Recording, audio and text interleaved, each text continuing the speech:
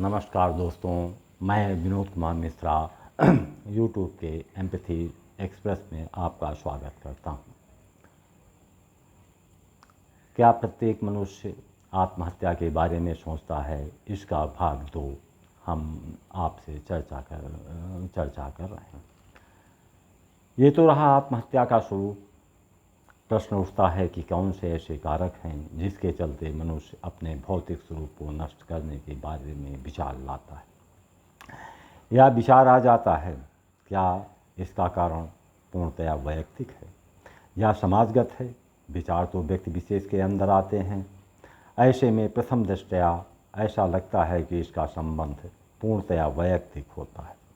विचार आए तो जिस परिवेश में रहता है, जिस वातावरण में रहता है, जिन विचारधारा के लोगों से उसका नाता है, उससे सभी प्रभावित होते हैं। इसका तात्पर्य तो यही होगा कि हमारी सामाजिक संरचना के कारण ऐसे विचारों का जन्म होता है। पुनः प्रश्न उभरता है कि समान वातावरण में रहकर दूसरे लोग खुश हैं, उनमें से कुछ लोग आत्महत्या के बारे में विचार करते हैं।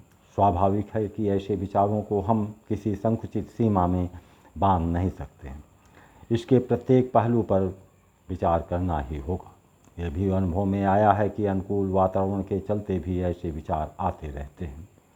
आत्महत्या का विचार आने का मुख्य कारण उस समाज का, उस वातावरण का, उन परिस्थितियों का जो उसके पास हैं, उन चुनौतियों का जिसे वो अनुभव करता है, उससे विद्रोह करना चाहता है।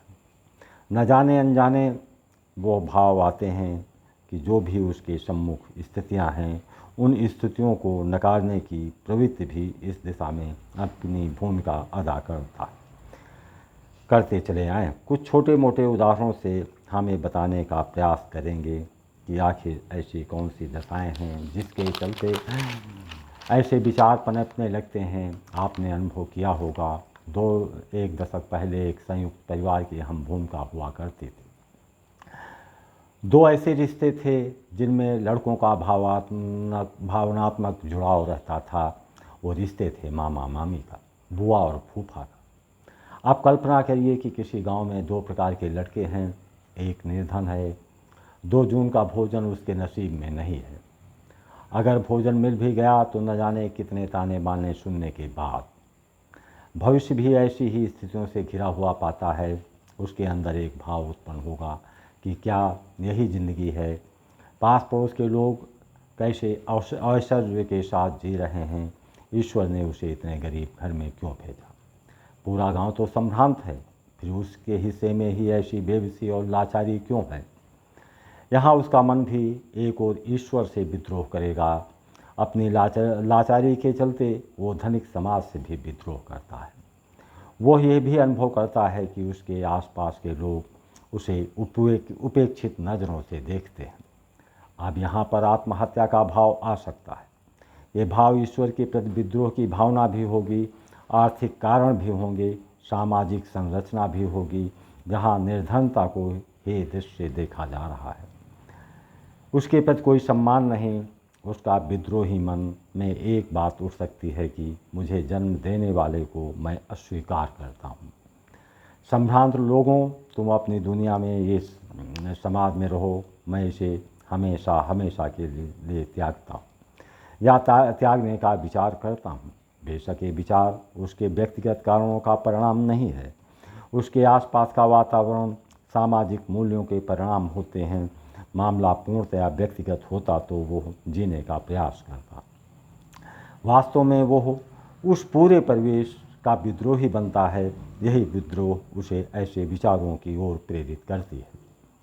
अब दूसरा पक्ष भी जान लेते हैं। उसी गांव का ऐसा लड़का जो संभ्रांत परिवार से ताल्लुक़ रखता हो, उसे आए दिन उसके अभिभावक बड़े बड़े प्रवचन देते हों, बात बात पर डांटते हों, मारते हों, अपमानित करते हों।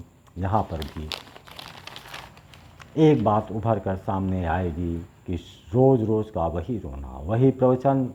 ऐसे में उसे भी अपने आसपास के वातावरण से विद्रोह होने लगेगा। ऐसे में वो चाहेगा कि इस वातावरण से उसे मुक्ति मिले। अगर ऐसा विचार आया तो वो भी सोचेगा छोड़ो इस दुनियादारी को, लेकिन वो तो चाहेगा कि जिन लोगों के कारण वह ऐसा सोच रहा है क्यों न उसे दंडित किया जाए। वो चुप्पे से घर से निकल जाता है, चला जाता है अपने बुआ के पास। बुआ भी जान जाती हैं कि ये घर से रिसिया कर आया है। उसकी खातिरदारी भी की जाती है, उसे घुमाया फिराया जाता है। गुप्त तरीके से उसके घर संदेश भी भिजवा दिया जाता है, घबराने की ज़रूरत नहीं है, भैया यहाँ आए हैं। अब यहाँ पर भी उस वातावरण से विद्रोह की भावना तो बलवती होती है, परंतु विद्रोह के समय एक दूसरे परिवेश का विकल्प भी उसके सामने खुला रहता है। दूसरा विकल्प खुला होने के कारण उसके अंदर आत्महत्या के विचार नहीं आएंगे। कहने का तात्पर्य यह है कि जिन मानकों में समाज का ढांचा खड़ा है, वहाँ पर विद्रोह की स्थिति होने पर कोई वैकल्पिक परिवेश बनाया जाए तो इस विचार से बचा जा